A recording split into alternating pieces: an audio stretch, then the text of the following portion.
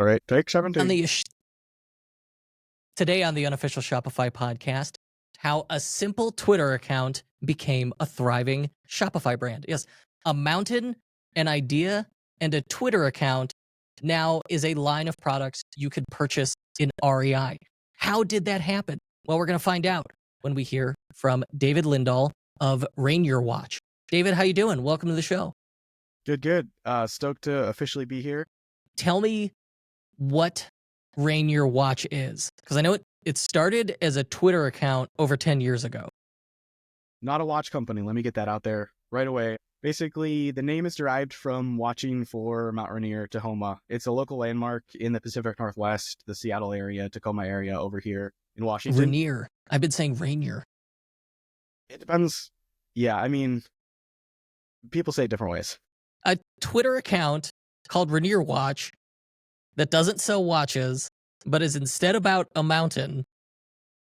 Continue. Yeah, it's basically how I describe it as kind of a fan club, fan fest, sort of community-driven love affair for the mountain. It's this landmark that you can see on the horizon when it's sunny out and clear, which being the Pacific Northwest, the rumors are true. It rains quite a bit, so that's only 50 to 75 days a year, roughly, that the mountain is out, quote unquote. So it's a local phrase, it's a local sort of awesome thing that people love and they look forward to. And so years and years ago, I was commuting into downtown Seattle on a bus and wanted to know, like, is there some sort of way for people to know if the mountain's out? Back then there wasn't, so I started tweeting, and then it kind of just snowballed from there, kind of went up and down different peaks and valleys. But now we're here today and I'm designing and selling merchandise that's all inspired by the mountain. I give back a portion to the national parks because that is kind of core to the mission of the brand, but it's been quite the journey learning pretty much everything myself as I go. And was I correct? Do you have products in REI? Yeah, I think it's 11 stores in Washington at last count, which there's a lot of REI stores in Washington. So it's a good state to be in. So really, it starts as a hobby on Twitter where you're posting photographs, right? And from there, how does that become a brand? Like, that's a hobby. It sounds fun, but why build a whole store about it? Yeah. It wasn't right away. It definitely took many years. And there's a couple of years where I didn't tweet a whole lot if you were to look at like a Twitter timeline. And then I don't know what kind of sparked the idea, but I'm sure some people asked about stickers. How can we, let's get some mountain stickers and that sort of thing. So I built a couple of versions of the store were terrible. First couple of versions of all the products were pretty bad. And it just kind of grew from there, but it's been really, really fun to be able to design and make physical products. Like, I come from a background in web development and before that financial services. And so like, it's all kind of like computer things. And so it's really cool to be able to go, hey, look, I'm going to design this and then make it and touch it and hold it and wear it. And one of the coolest things ever, I know a lot of brand owners will say this, but like one of the coolest things ever, and it still blows my mind to this day to see other people that have spent their hard-earned cash, like purchasing my products and wearing them out in the wild. I usually just go like white and like, what? That's a real human over there wearing my shirt. Obviously this would have started as a side hustle. I saw on Twitter, you've moved this into a warehouse? Yeah, it started in my spare bedroom a couple of years ago, the shop, when I launched it. I think I officially launched it in 2018. And then it outgrew the spare bedroom, and my wife was like, we need to be able to walk down our hall. Like, what are you doing here? Like, okay. So I built It started to look like a hoarder situation. It's turned into a fire hazard. Yep, exactly. This is not fire department approved. So I built this backyard office shed that I'm in now, which was probably 2-3 years ago. And it's 200 square feet. So it's a good size, but within a year or two, boxes were spilling out onto the lawn. Like, it was overfilled with product like t-shirts and sweatshirts and that sort of thing. They take up a good amount of space, hats and beanies. And so now I'm in a local warehouse that I found, and I have someone helping ship my orders. Like, I'm being pretty lean as I go, but slowly kind of diversifying the tasks a little bit. So it's not just me doing everything, which is how it started.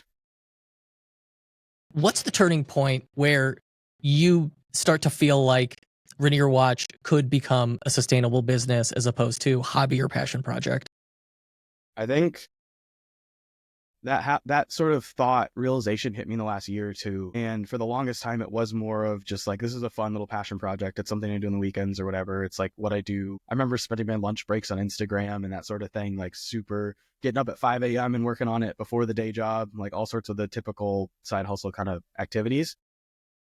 But it's really felt like over the last 2 years, it's got a lot of momentum. Getting into REI was one of the biggest tipping points, I think. There was just like a multiplier effect from that, where there's a legitimacy of being in there. There's obviously the wholesale revenue that's coming in from that.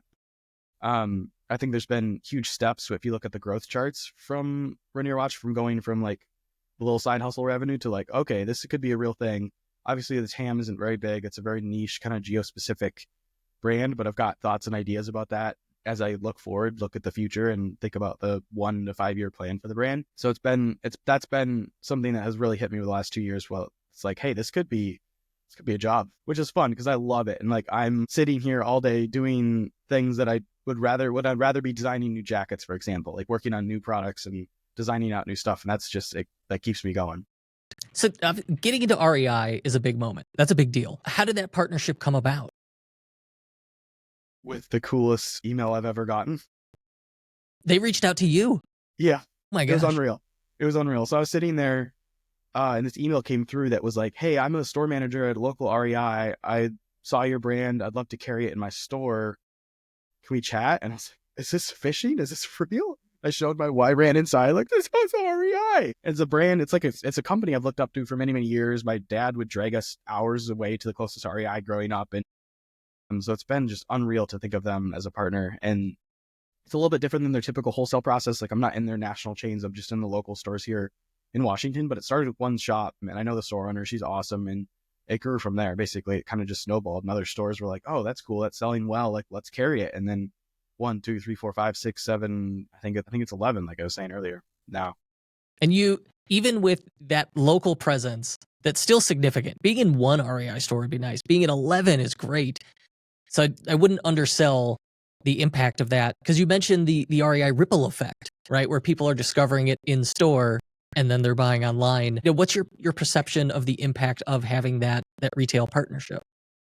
Huge. Yeah. I mean, I don't have exact numbers, but I do have a post-purchase survey set up. Shout out K&O.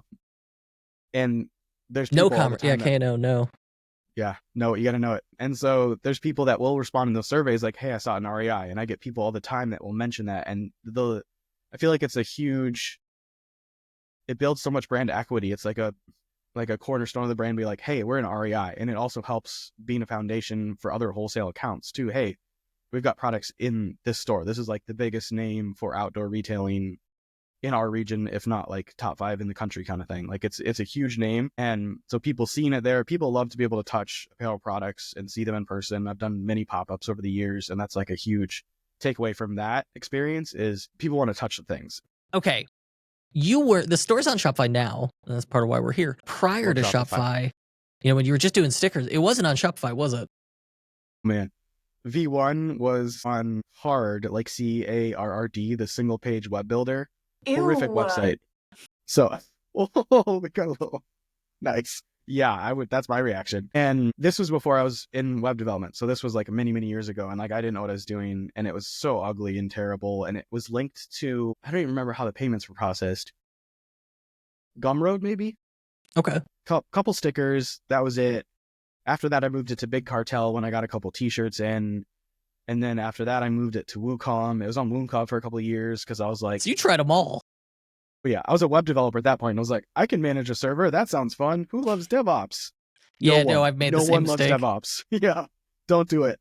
That's one of my biggest regrets, actually, for running my stores, not being on Shopify from day one. After WooCom, I went to a headless Shopify build that I built. You are a nut. You're like, all right, no matter what, let's just pick the harder tools.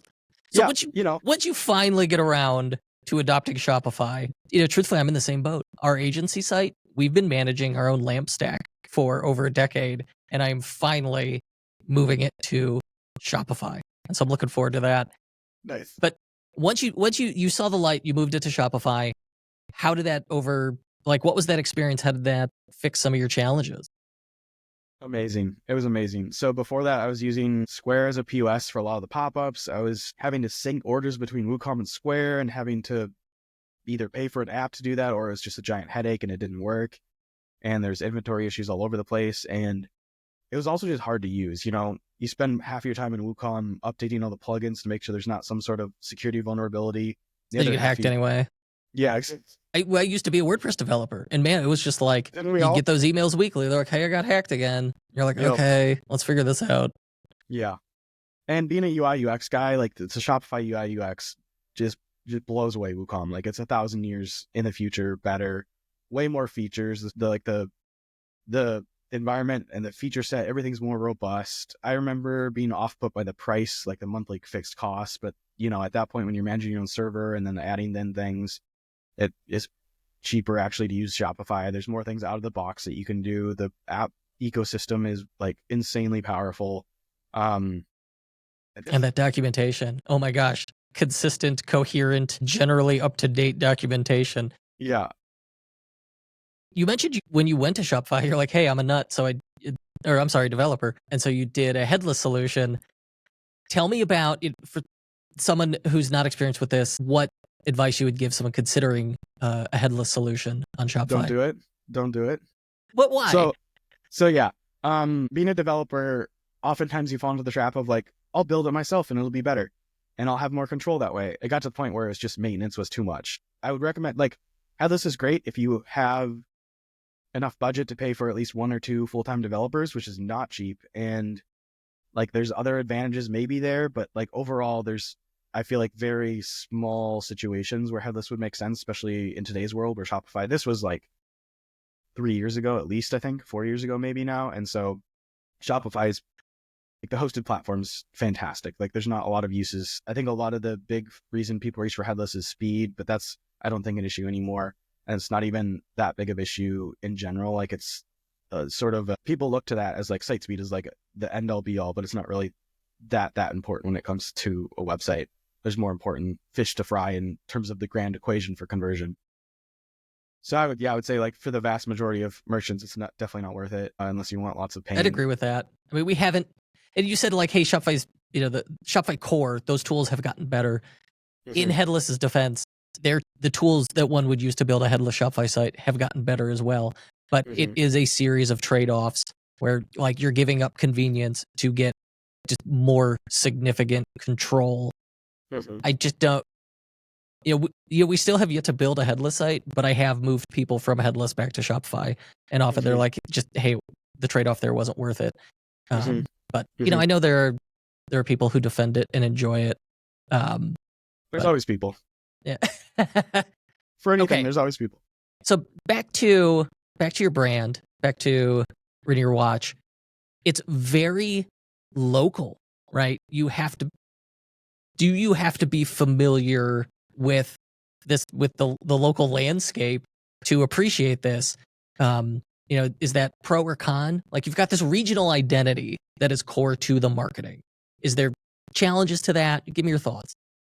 Yeah, being super niche there's trade-offs, but like it's really nice because people love the mountain and people are obsessed with it, and that's where the brand draws its identity, obviously, and the origin story and everything like that. So there's people that will be like super fans because of that and get behind it, and that's been really, really awesome to talk to people. Obviously, some of the limitations are smaller TAM and not having like as accessible target market. TAM, total addressable market. Yeah, sorry, throwing on acronyms. What's really interesting with that though is like before I looked at the data, I was thinking like most of the orders would be in Washington. That makes sense. Like it's a Washington thing. Over half the orders come from out of state. So it's a lot of people that have visited Mount Rainier or been in the Seattle area and seen Tahoma or Mount Rainier out and thought it was really cool, or used to live here, grew up here. I get messages and people writing in reviews and all sorts of context around that where it's like, hey, my grandpa grew up on a farm and I visited him when I was 6 years old and we could see the mountain out from our cow pasture and it was the coolest thing ever. So it's a lot of like harkening to that. I'm thinking out loud here, but if you visit a tourist town, right, you're going to find lots of gift shops that sell lots of very local stickers and apparel. Could that be a lucrative in-store expansion effort for you? Like, are those opportunities out there? Have you thought about it?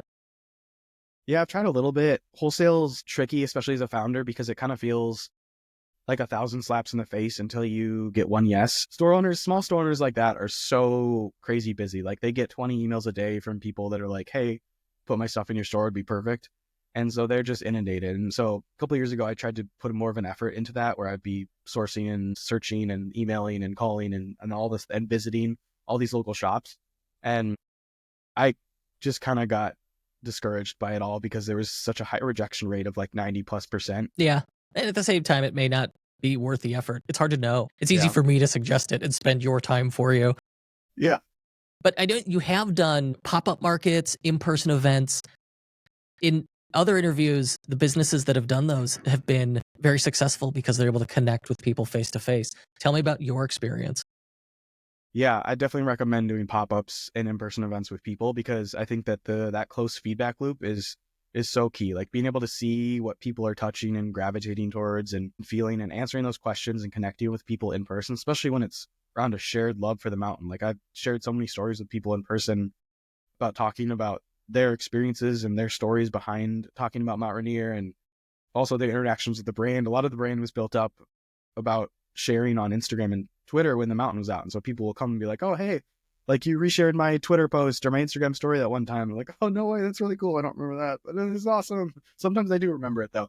But that personal connection, the brand is very, very community driven. And so having kind of boots on the ground and talking to people in person has been super important. And I did 30 plus pop-ups over the last couple of years. I've taken the last year or so off because I have 2 small kids at home, and weekends are for chasing them around and not chasing around customers in a marketplace. But I would definitely recommend it to any founders out there, because you can have that like really close personal connection with people and see exactly what they're looking at and touching. And that's not something you can really tell on a website as much. And so that leads me to community. It seems you've managed to build a community around this, and that's been part of the journey, but also a part of the success. Tell me about what's worked for you for fostering that engagement or helping keep that community engaged.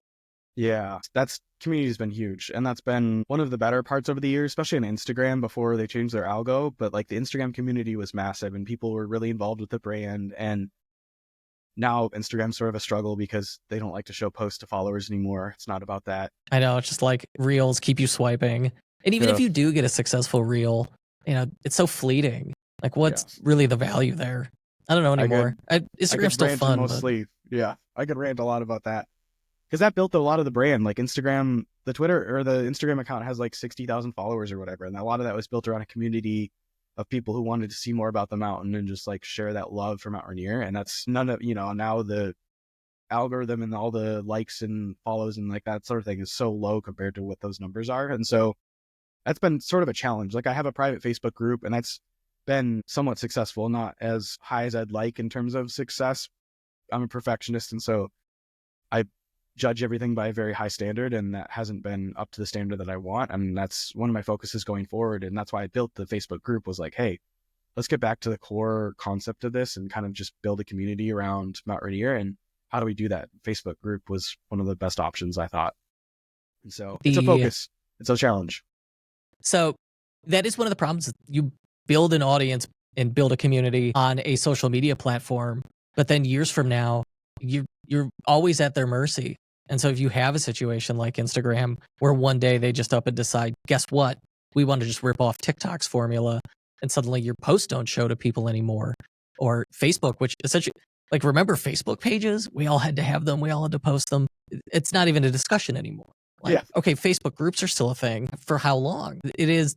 Sometimes it feels like, you're building a house on quicksand with these social media platforms. Maybe that's just what we're supposed to expect, is these things are fleeting.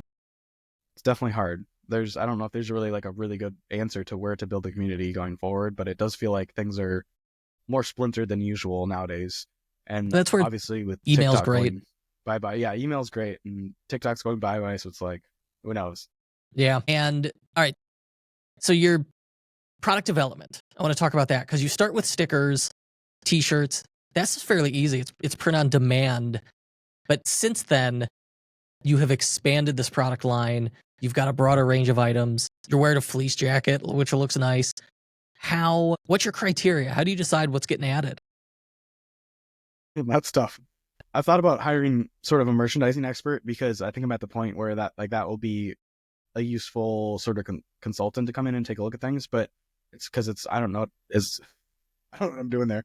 But basically, I do try and look at like what works, and it's a lot of testing. I feel like that's what's tricky with an apparel brand because you're not sure exactly what's going to stick. And so it's a lot of me testing out different types of designs, different products. But essentially it's pretty, they're all kind of apparel. It's like t-shirts, hats, beanies. This jacket was my best selling product ever. So I'm going to be leaning into that a little bit more, maybe a lot more into the future. And going back to like the tan, like this is something that people that don't know about Mount Rainier are, they're more apt to buy something like this rather than a hat that says Mount Rainier on it. And so it is kind of the brand expansion in my mind. And so product developments, sometimes it's just kind of what I like in some ways. And it's a lot of trying to figure out what people want. And that is hard. It definitely, at the beginning, I was doing the more print on demand t-shirts, print on demand sweatshirts, and trying to figure out like what was sticking and did it have viability there. That was sort of the MVP model at the time that I was building, and things were doing well. So I moved on from there. And that's kind of what you have to do is like take these baby steps to figure out like, hey, what's working, look at what's working, double down on that and keep going and push that pedal and try and find those gas pedals, which are often very elusive. And so that approach where it's iterative, you're working through revisions of products or product lines. I was curious if you have an example of how customer feedback has changed a product over time. Yeah. I had an example and then I forgot it. What was it? It was the t-shirts. So the t-shirts are interesting. I basically made these, I guess this is more of an example how marketing's changed based on customer feedback, but it's very interesting because the t-shirts that I started with a couple of years ago, I call them the eco tees, and I landed on using them because they're the most eco-friendly t-shirts out there. There's like 5 different hugely cool things about them that from an eco-friendly standpoint. It's like 100 gallons of water saved by each t-shirt, 6 recycled water bottles saved from the ocean, carbon neutral, sustainable trees, like all these ingredients that go into it that are really like sustainable or ethical manufacturing, all these things. I've evolved the story around them a little bit because when I look at a lot of the customer feedback and the reviews and talk to customers, the number one reason that people buy them is that they're butter smooth. They're super, super soft. And they're comfortable. And like, that's been really interesting because it's sort of a evolution in how I do marketing and how I'm thinking about products is, hey, listen to your customer a little bit more, David. The people say that, but it's true.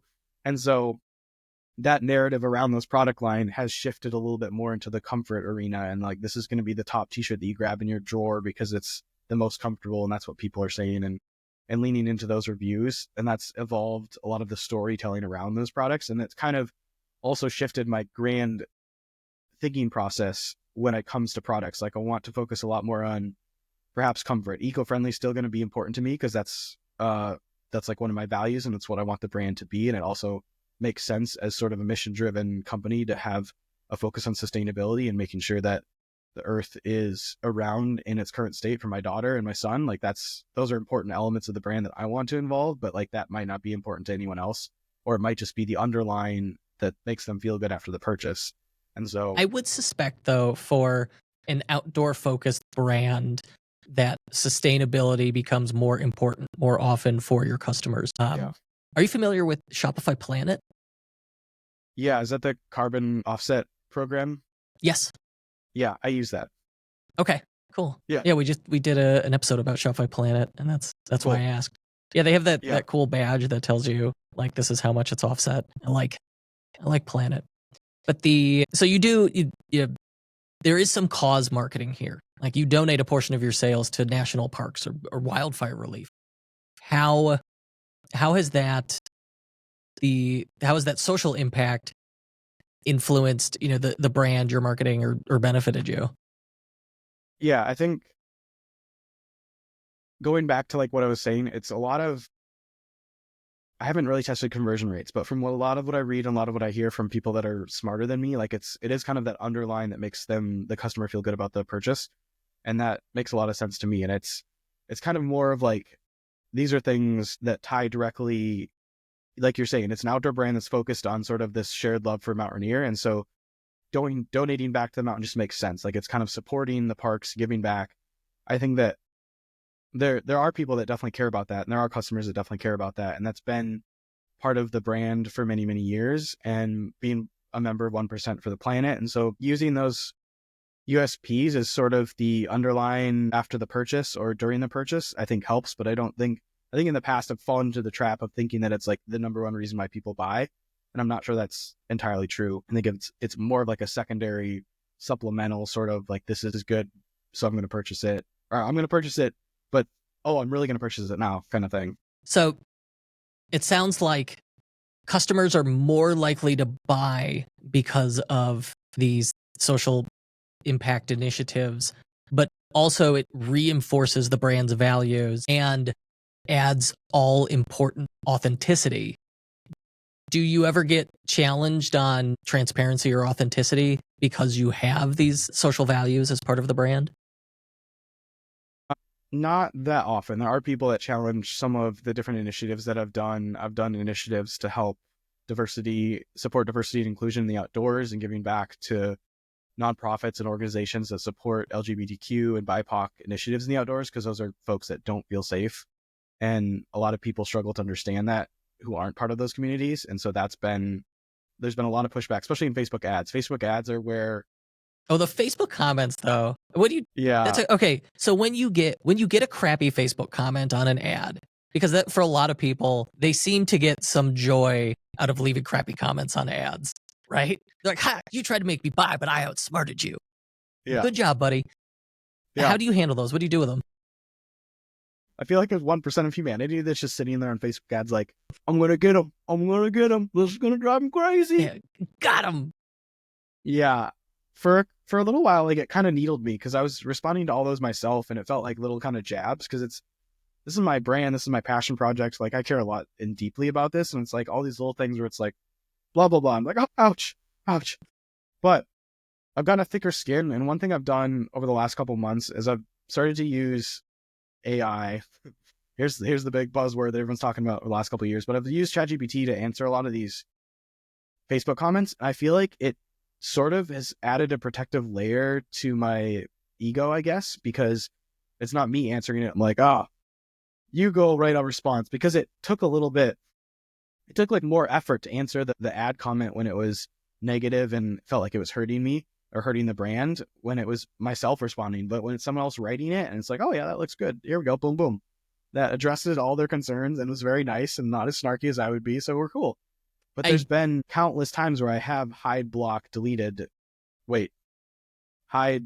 block. I think that's the order, to people that leave silly, like, obviously not going to be a customer, goodbye kind of comments.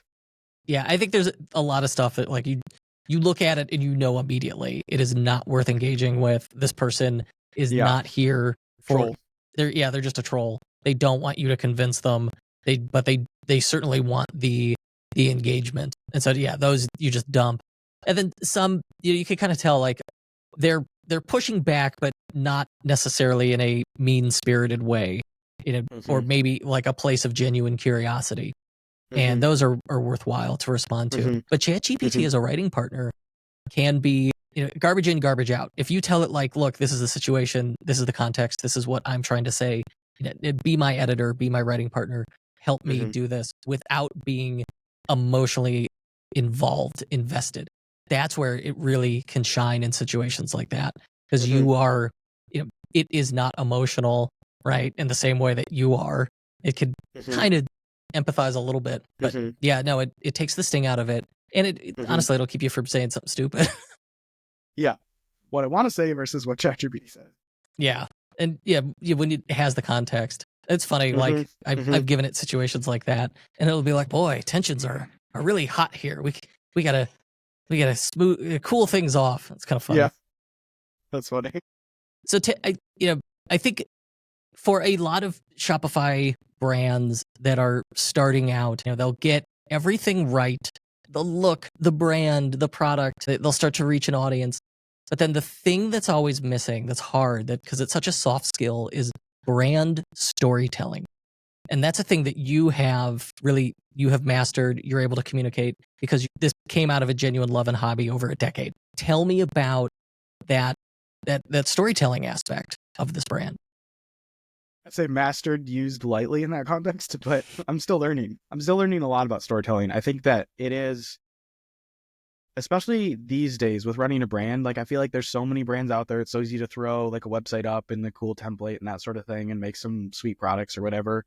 And sometimes the brand is just kind of empty or void when you peek behind the curtain. And that's the storytelling brings the humanity to it. And it kind of is able to make it more of a real thing rather than just kind of a website or a cool veneer kind of thing. I wouldn't say I'm great at it. I'm definitely learning a lot better by watching other brands that are doing more storytelling. Short form video obviously is super hot these days, and I'm trying to lean into that a little bit more, even over the last couple of weeks, where it's me making a video about going to REI to do a restock, for example. Like that did pretty well the other day. I want to lean into more of my own sort of founder-led company persona for marketing reasons, because people buy from people these days. That's why influencers have been so huge over the last few years, is people will still buy from brands, but I think we're seeing a decline of that, where it's like people buy from people, and that's kind of putting that humanity behind the brand and telling the story of, hey, this is the brand. This, like, I started tweeting. I started with $200-300 and built this brand into something that's like hopefully gonna hit 7 figures in the next year or two. We'll see.